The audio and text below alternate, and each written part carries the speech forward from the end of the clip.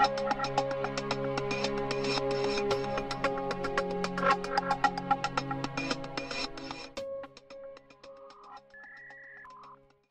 thank you. Thank you very much. And also, thank you very much for the invitation. So it is a real pleasure for me to have the possibility to speak in front of such an expert audience. And what I would like to do today is actually to present to you the results of a recent project that I have conducted at the Institute for Advanced Studies about extreme right movements and online politics. It was a comparative project focusing on the actual use of the extreme right movement, actual use of the internet by extreme right movement to do politics, and especially to do extreme politics. So basically, my speech today probably will be a bit more empirical than the speech of yesterday, but I would like also to, after presenting to you the results, I'd like to reflect together with you about the policy implications that we can infer from these results, and also try to infer something about the possibility to, let's say, adapt these policy implications to other type of movement, other type of radicalization on the web.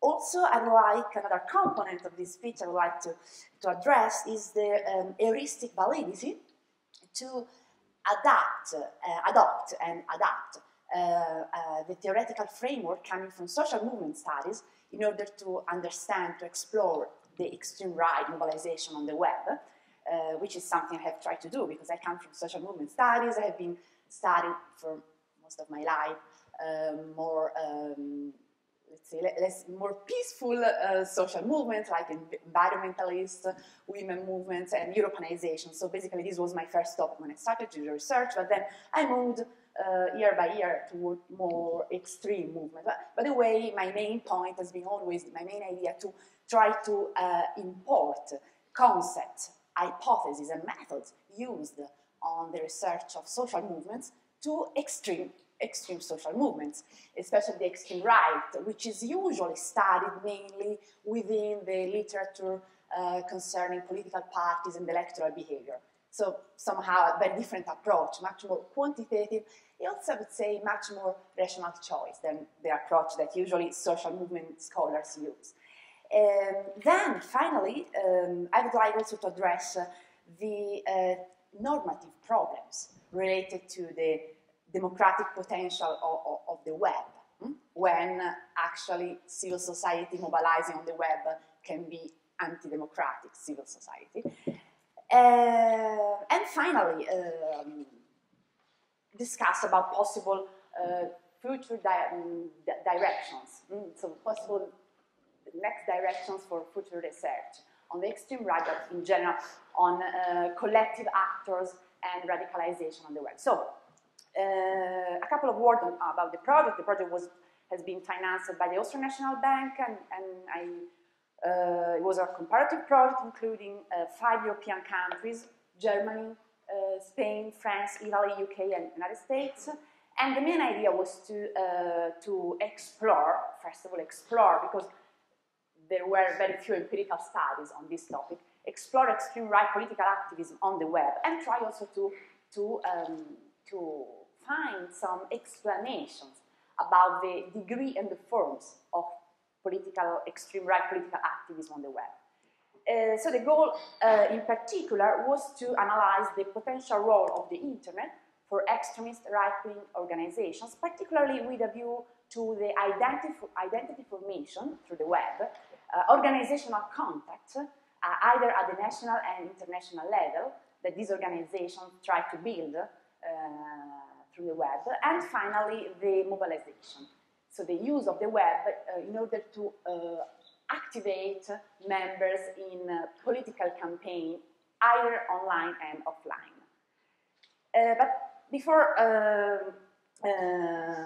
illustrating to you the methods that I have used, a couple of words about the let's say, theoretical background, the ideas at the basis of this project. So why internet and radical political activism on the right?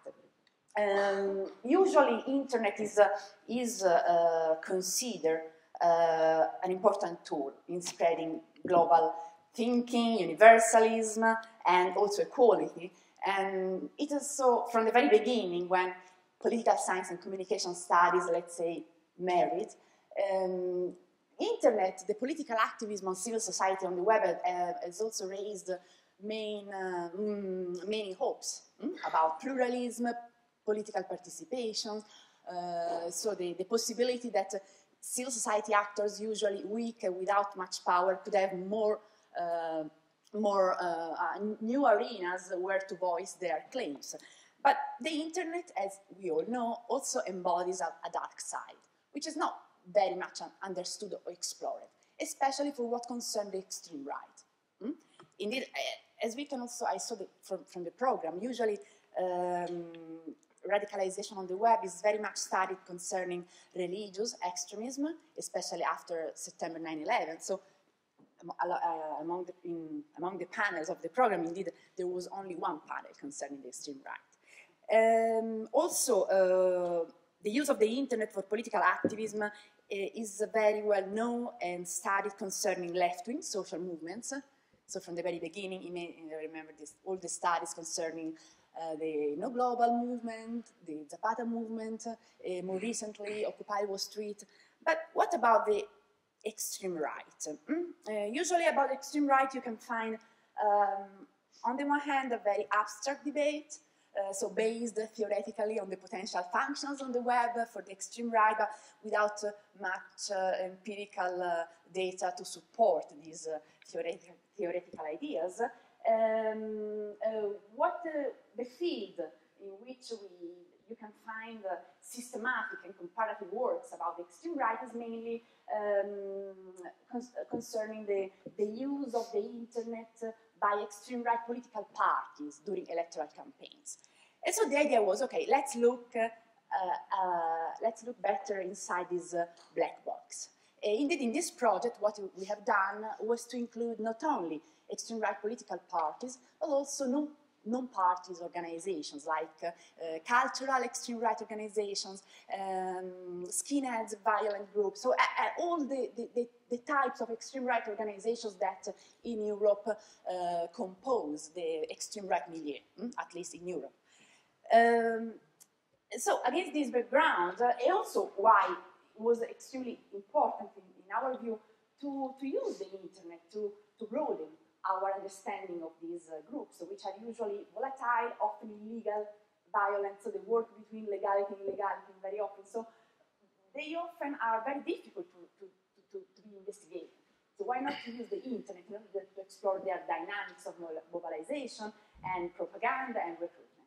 So the project was basically led by two empirical questions. So to what extent and in which ways do right-wing extremist groups use the internet for the construction of their collective identity, building organizational contacts, and for organizing their mobilization and political campaigns? But also, we wonder if different types of groups, different types of extreme right organizations use the internet for different purposes and functions.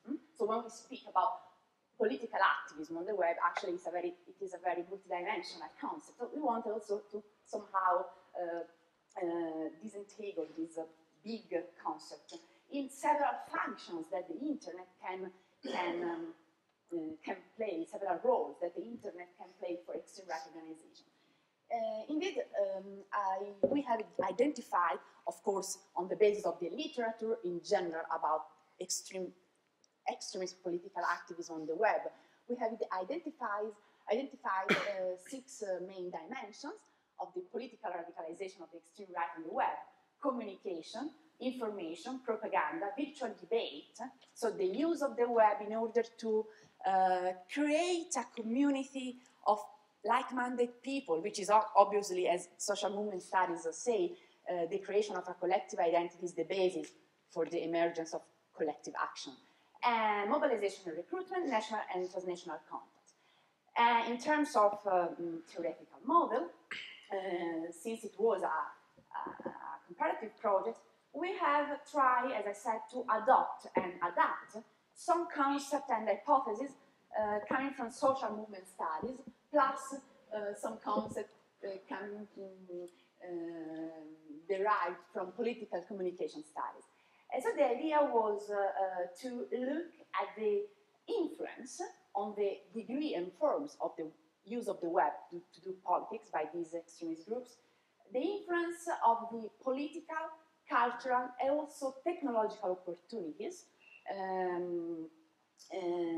of the context in which these extreme right organizations operate. And I don't know how much you are familiar about the concept of political and cultural opportunities. Basically, the idea is that collective actors mobilize when the political context gives them opportunities for this mobilization. The political opportunity concept has been operationalized in the literature of social movement with several indicators like the political electoral system, the political culture. In this case, in particular, and we will see later on during the presentation of the data, we have operationalized the political opportunity structure concerning the extreme right in the 7 European countries, looking at, for instance, the degree of legal control on neo-Nazi, neo-fascist groups, the electoral constraints toward minor parties, which are usually the extreme right parties, the level of societal consensus against the Nazi past, but also laws against racism and xenophobia. And so the idea is that levels and forms also of mobilization can be explained by the status of this political opportunity structure, being more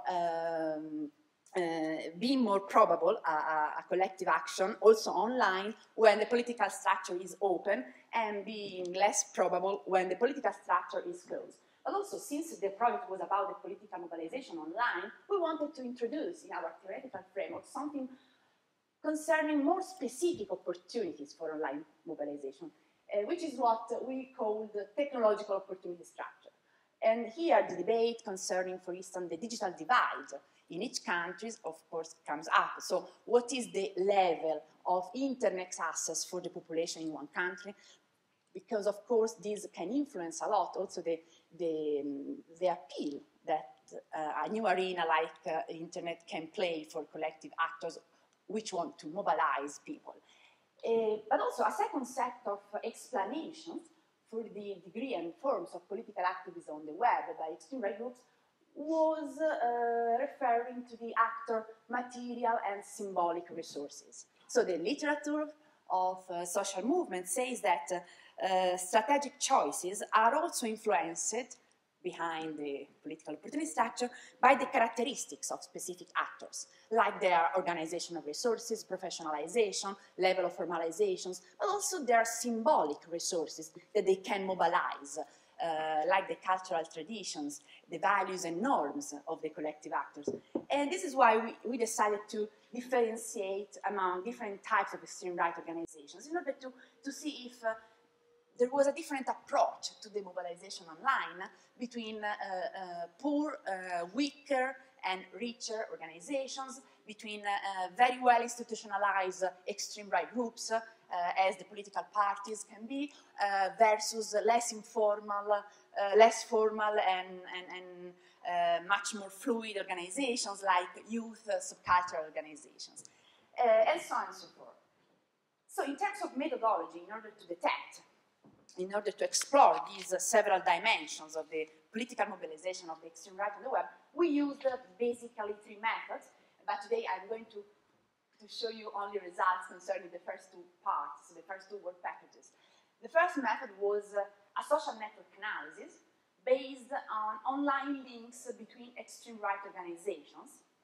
And the main goal of this part was to identify the overall configuration of the extreme right, of the virtual community of the extreme right on the web, so the overall configuration of the structure.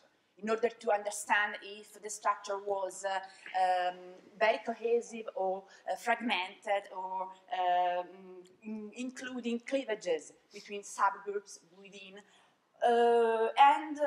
In order, so we wanted, first of all, to map this organizational structure and to try to infer something from this organizational structure about the potential for mobilization.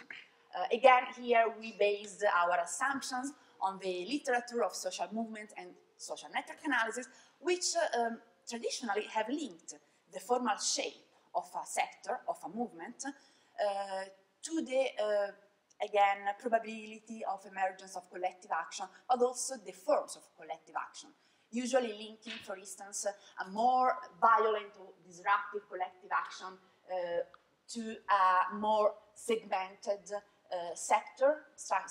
structure of the sector, and linking a more moderate action, collective action, to a sector which is more cohesive. For this part, of course, we have used many common measurements of social network analysis that you know, for sure. So like average distance, the average degree, the density of the network, the degree of centralization, and also we applied some technique of block modeling and some technique for the identification of cliques, so the identification of subgroups very well identified in terms of identity within the overall milieu of the extreme right. And for this part, more in particular, what we have done was, first of all, to compile lists of extreme right organizations with a presence of line in each of our 6 countries, and more or less, of course, the United States was a country in which the presence of online of extreme right movements was the highest one. We identified more than 1,000 extreme right organizations. For the European countries, more or less, we identified between 100 and 150 extreme right organizations. In terms of operationalization, how we did this identification, first of all, we started from a basic definition of extreme right, and secondly, an additional criterion was to look at the mentioning, starting from the website of the better known or extreme right organization, and going only on the specific section usually called our partners, our friends, we trace the link that they had. So including our sample of extreme right organizations, only these, the organizations mentioned by other organizations. So in this way we could arrive at the end to a total sample of around 100 and 150 organizations per country. We knew, of course, automatic system for the tracing of all the hyperlinks, but we didn't want to do that automatically. We preferred to do that through a manual process. Why? Because somehow our assumption was that only the links between organizations that are mentioned as our partner, our friends, can be really interpreted as a sort of proxy of real ideological affinity or real closeness. So something which could translate these online relations into offline relations eventually. So it was a very strict definition of the online links. So through this snowball technique, at the end, we had this sample. And then in the second part, starting from a sub-sample of this overall community identified, we performed a formalized web content analysis. So basically, we went to using a formalized codebook. We tried at the beginning to translate our main dimensions into lower level indicators, and then for our 6th country, we applied a very, let's say, systematic codebook to each website identified. So what was our goal here? For instance, in order to detect if the website is used by extreme right organizations in order to diffuse their ideology, we had indicators like, is there a section where they speak about themselves, where they speak about the goal of the organization, where they have a statue, where they have a mission, and they somehow propagate the belief and the doctrine of the group. For the propaganda toward insiders, because we also wanted to differentiate between propaganda toward insiders and outsiders, so potential members but not actual members. So for instance, for propaganda toward insiders, and so the use of the web as a new tool in order to diffuse propaganda, we codified on each website, if the website is used, contains slogan, banners, 8 symbols, also narratives about the operations and activities of the groups, because past narratives can be a very important element for the building of a sort of historical memory and so collective identity, and so on and so forth. So we had many lower level indicators. Also for these, for the finding of these indicators, we relied on already existing studies which try to apply a formalized content analysis to extremist websites. Usually these studies are about religious extremism. But we have tried to somehow combine several indicators, and also we used some example of codebook already used by other studies in order to explore political activism on the web of extreme right, extreme left movement. So somehow these data were also comparable, although indirectly, with the previous results found by scholars focusing on some scholars working on some projects. One I can mention is the Demos project run by Donatella Della Porta at the European University Institute. So somehow we could also compare at the end of this project the degrees and the forms of online political activism by the extreme right with the same functions played by the internet concerning the extreme left. So for instance, for identity, so the use of the web in order to promote virtual communities of debate, we investigated if the website contains newsletter, forum, chat, multimedia materials, etc. And for all these indicators have been codified in a very simple way. Excuse me if I spend much words on the methodology, but I think that it's very useful then to understand how some data have been generated. They were very simple dichotomies, so 1, 0, if the function was present on the website, and then we also added some qualitative strings in order to better understand the reasons and motivations behind the presence of a certain type of use of the web, when possible, of course.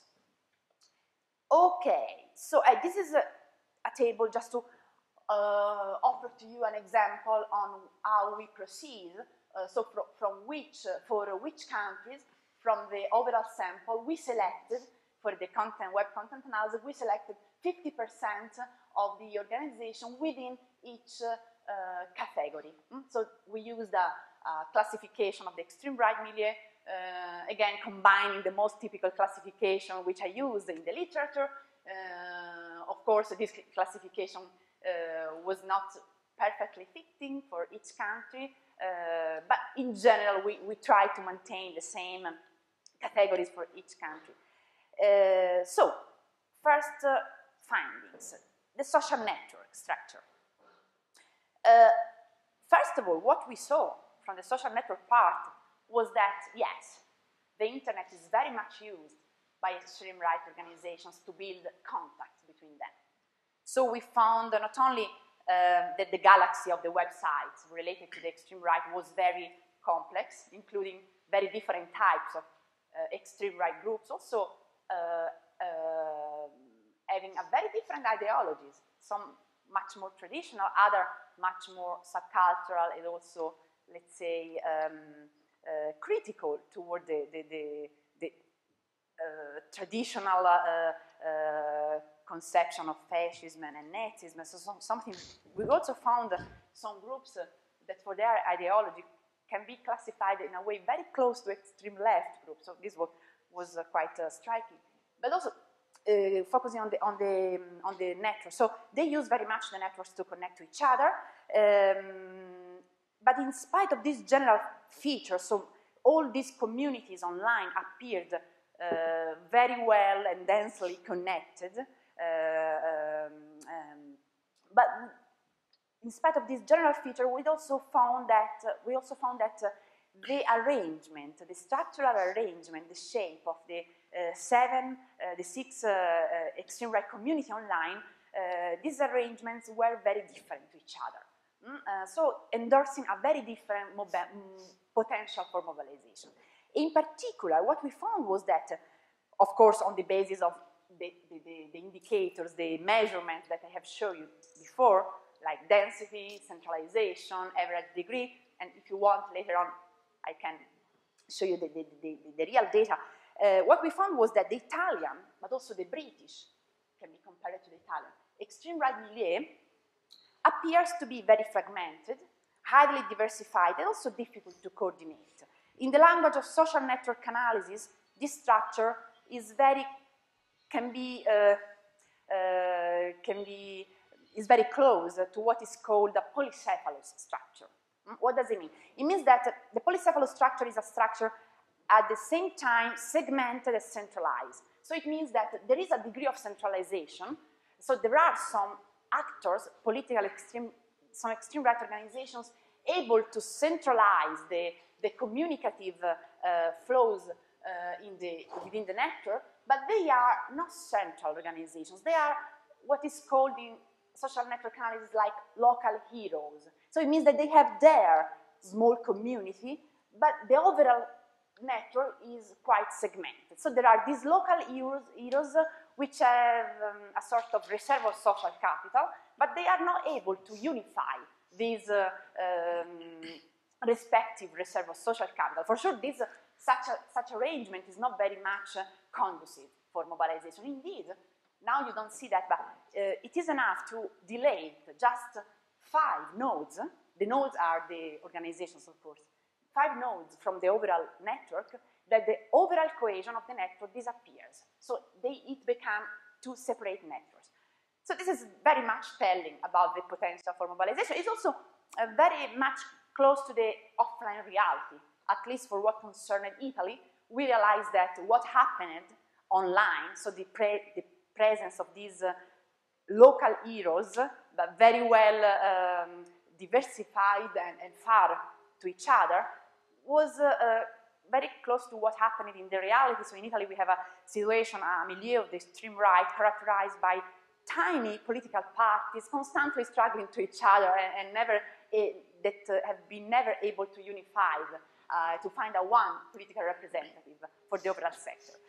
To the contrary, the German star, so for instance, just going back to the Italian network, a very important indicator of segmentation is the average distance, which in Italy is quite high, almost 3. It means that taken 2 nodes, so taken 2 organizations in the network, which want to connect to each other, they chain in order to connect to each other. So the number of nodes that they have to pass in order to connect is around 3. In other networks, much more denser, the number of nodes that you have to pass in order to connect to each other is much lower. So it is important to underline, in terms of not policy implication, but relation between the online reality and offline, what can determine such a structure. We can say that the segmentation of a network can depend either on the ideological distance. So the segmentation can be ideological when the relational distance between the actors increases with the differences between organizations, the ideological differences between the organizations, but it can also be a simply single issue distance. So it can be much more concrete, and so probably also much more easy to be overcome. It is also an important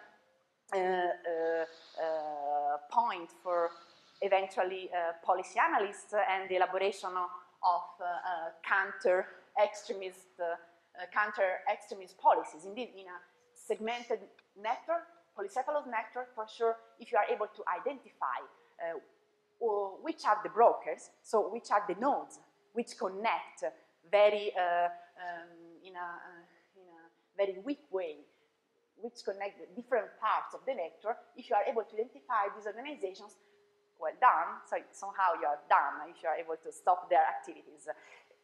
To the contrary, this is a completely different shape.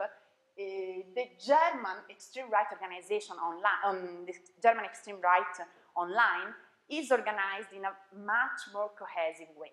So the German extreme right virtual community appeared very close to what in social network analysis is called like a star structure. It means that here you have very few central organizations, in particular the MPD, the main important extreme right political parties with its political youth organizations. So they are able to concentrate all the linkages within the networks. The peripheral organizations are usually very less connected to each other, but they instrumentally somehow refer to the central organizations for the communication within the network. So what does this structure can suggest? For sure, within this network, flows of communications and also potential for coordination is much more easier. At the same time, it is quite unlikely that the peripheral organizations can exert some influence on the political life or social life of the network. And finally, it is important to also to stress that the French network was very similar to the German one. So English and Italian, German and French. And then finally, coming to the USA network, we see an even more decentralized structure. Here, the level of centralization is extremely low, and there are also many isolated organizations, so nodes which are not connected at all to the network, and also the distance between organizations is the highest one that we found, and for sure in this case it's also quite difficult to speak about a sector, a proper unified sector, so we can doubt about the real existence of a proper sector of the extreme right in the United States. But also what we can say, are we sure that such a structure is only indicator of weakness of the extreme right milieu in the United States, or it can be a sort of new form of flexible organization, very close to what is called like leaderless resistance. So a type of organization of the sector in which the formal affiliations also between activists and organizations are not so much frequent, but there is a potential for the activation of activists and organizations around a common ideology. So in terms of structure, it looked like a quite weak structure, but as we know, also from violent events organized by the extreme right in the United States, the extreme right exists, and it is ready to act. So somehow, something has to probably happens between the formal structure and then the ideological feeling of belonging to the sector. Okay, so here you have some measures that we can discuss later on if you want. But moving to the existence of a cyber community transcending national boundaries, so that's our second point. Is the internet also used to connect to similar organizations in other countries? The answer is yes. We found that almost 1/3 of organizations in all countries have connections with, have cross-national or international connections. What does it mean? Have connections with similar organizations in other countries or to international organizations, extreme right organizations too, like umbrella organizations. One example of this type of international can be the Stormfront. You know, they have many organizations in many European and also American countries. The country in which the extreme right appears more internationally oriented is Italy, and secondly, the United States. To be honest, I don't know if this result about Italy has been biased by the fact that Italy was our country, so also the codification was, I don't know, much more, let's say, careful. It was quite surprising to me to see that 40% of Italian extreme right organizations are connected. In terms of types of groups, this probably is the more interesting result. We found that political parties were the types of extreme right organizations more nationally embedded, so with few international links, and to the contrary, the neo-Nazi groups were the most internationally oriented. So almost more than half of them have cross-national and international linkages. But let's move to the second part of the results, the content analysis, what we found.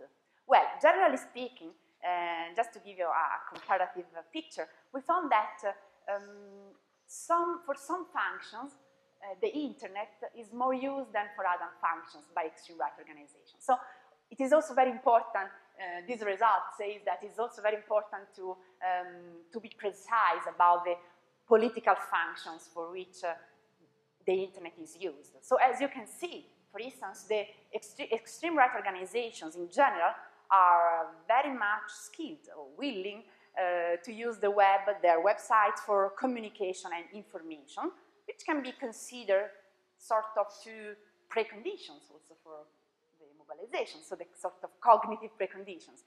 The use of the internet in order to build a debate of community of debate, which was also another very important function, since we know from literature that the framing work, the construction of collective identity, so the definition of who are the us and who are the them is very important for mobilization.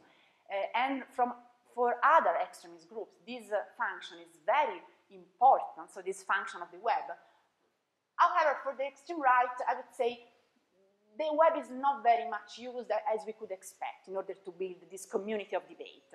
And also to the contrary, for ideology and propaganda, I should have said before, so communication, information, and especially the spreading of ideology and propaganda through the web is very strong.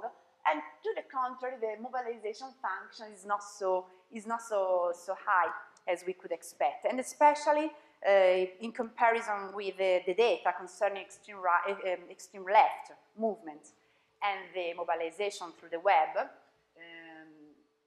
we realized that extreme left movements in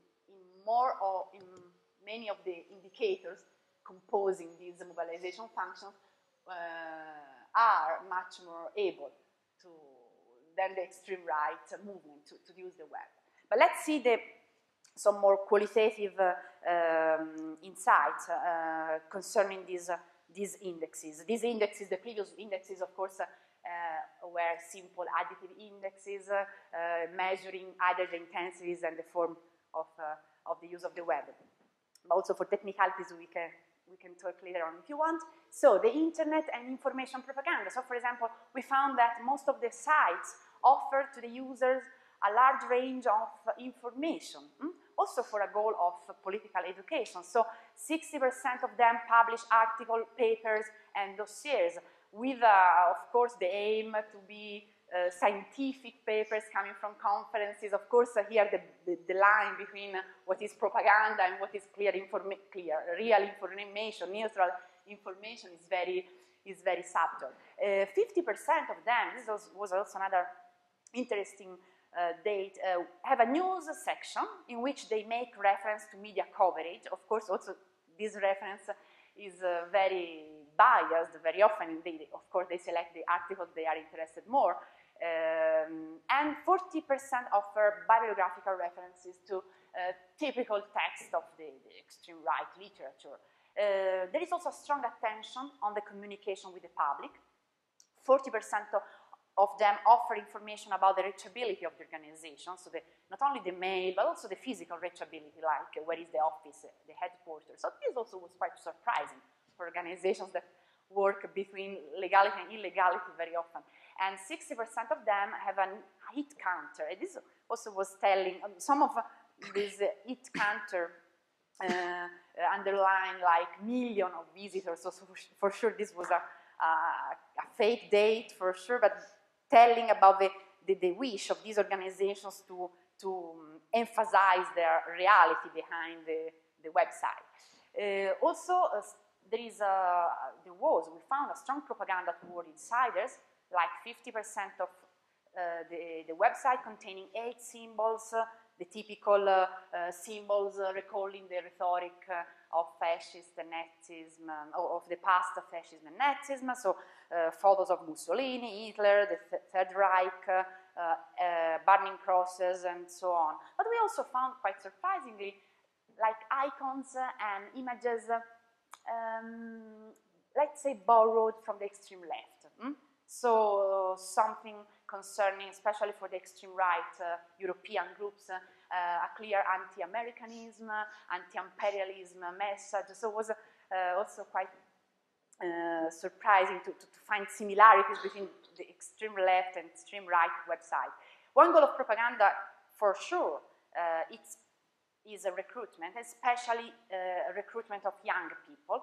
And this was clear to us looking at the type of multimedia material that we could find on the web of these organizations. So like audio, music, video download, but also ring phones, all of them containing a sort of political content. So speeches of leaders of the Nazi past, or music from the bands of the area of the extreme right milieu.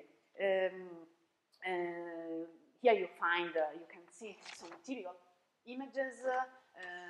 Of course, some of them pertain more to the past, other are typical to the American side of the extreme right.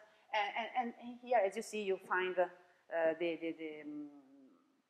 something which, of course, we found only on the American extreme right, only European extreme right website. For what concerns internet and identity building, we found that virtual spaces of open discussion on the web are diffused, but not so much as like the other tools for propagating the ideology. 30% of them have a bulletin, newsletter.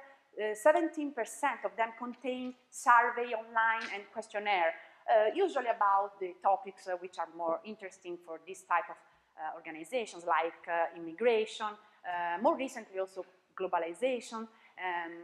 It is also interesting to underline that around the same 17% of websites also contain the the calendar of events of other organizations. So like the website can also be a sort of arena where a sort of solidarity between organizations is supported. But the most interesting probably result was to find that spaces of asynchronous multimedia interactivities are more present than synchronous. So it means that, for instance, if about 1/3 of them have forum of discussion, mailing list, for what concern more direct tools of discussion like chatline, the rates, the values of the percentage is lower. But more diffused are published policies or rules to participate to this arena of discussions. It is also, it was quite interesting to see that these policies or rules are ambiguous in what some of them clearly play a function of image control for these organizations. So there are policies or rules which say violent claims are not allowed in this forum, racist claims are not allowed, only on the, of course, only before the entrance. Then when you enter in the forum, the discussion is a completely different tone. So it's clear that here extreme right organizations want to align somehow to the rules of net etiquette. Also in order not to have their websites immediately closed. But also another portion of extreme right organizations in these policies, express policies of participation to this arena in which the goal of distinguishing between in-groups and out-groups is stronger. So there is written only those who share our identity, ideology, composite, can participate. So we found basically this picture, half-half. So half of them more interested in, let's say, the external image, and half of them more interested in reinforcing the internal identity. Finally, internet mobilization. What we found basically, I can summarize that for these organizations, for extreme right organizations, still the internet in terms of tool for mobilization seem to play a role of more a sort of showcase of action and political campaigns already organized offline. Much less frequent is the use of the internet in order to organize online political actions, like net strike, mail bombing, or online petitions. This is the only online true political action that we find. But also we found that these organizations are very much into also the, let's say, the instrumental use of the web. So more than one third of them use the web in order to sell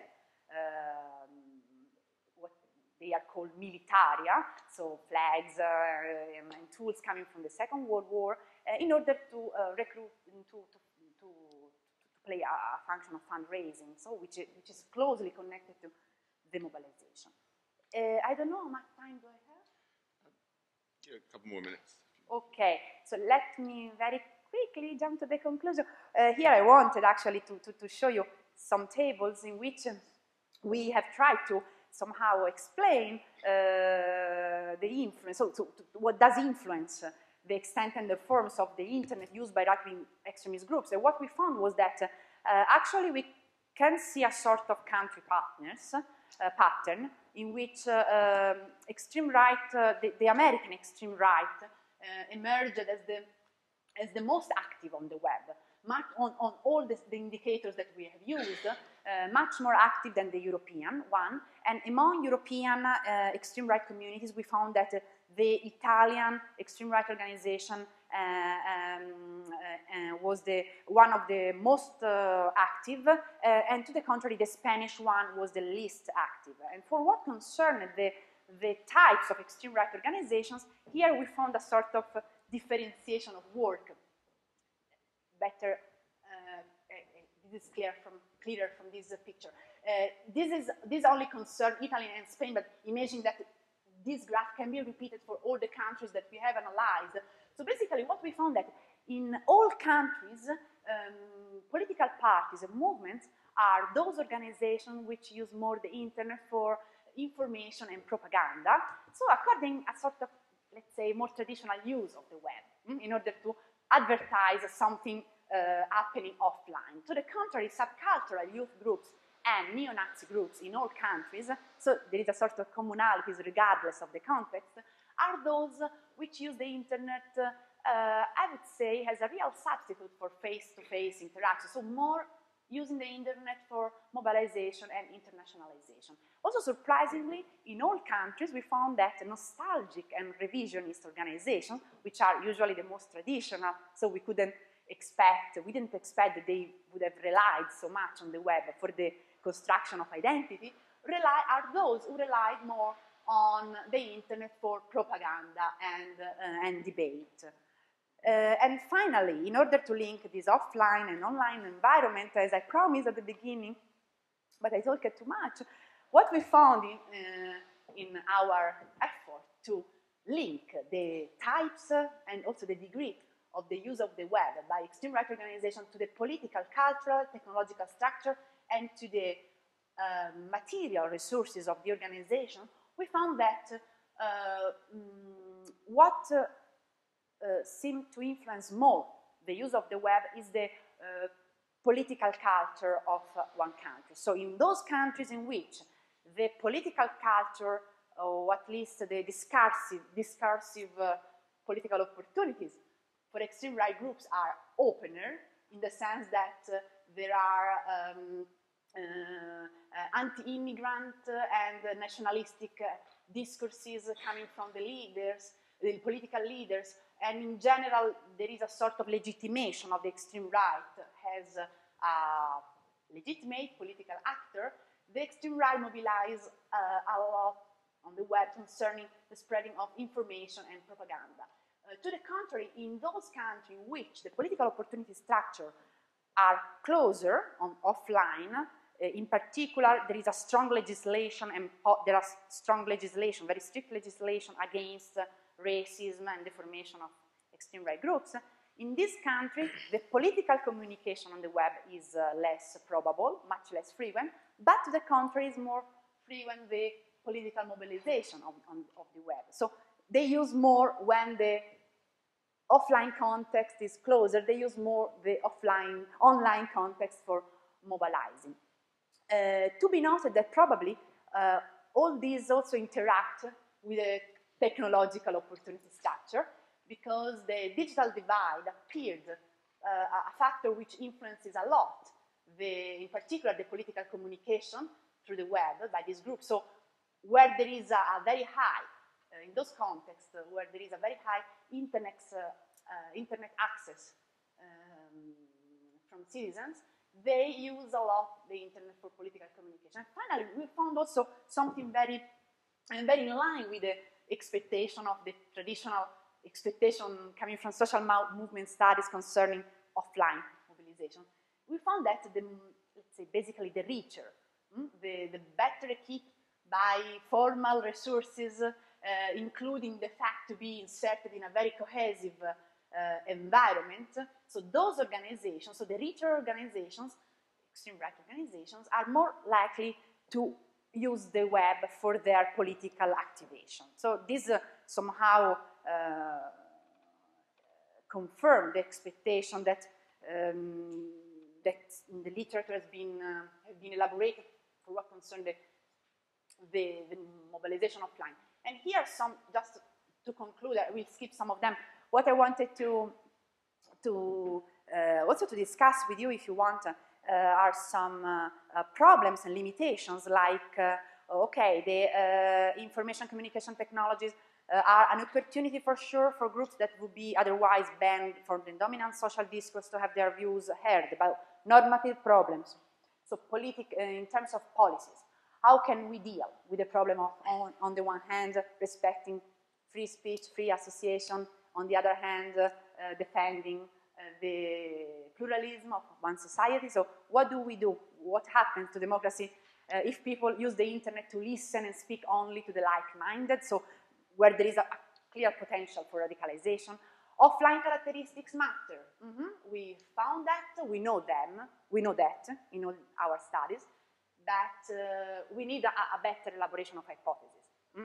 For sure, I just presented something very rough, but how can we link better in general the offline characteristics of the collective actor, of the environment, and the online behavior of them? This is something that electoral studies are trying to do that. Probably they are. Okay. And stop. Finally, Web 2.0, how we can adapt our methodological tool to study this arena, which actually are the arena where the political activism of these groups is implemented. Thank you. Thank you very much, Manuela. That was fantastic.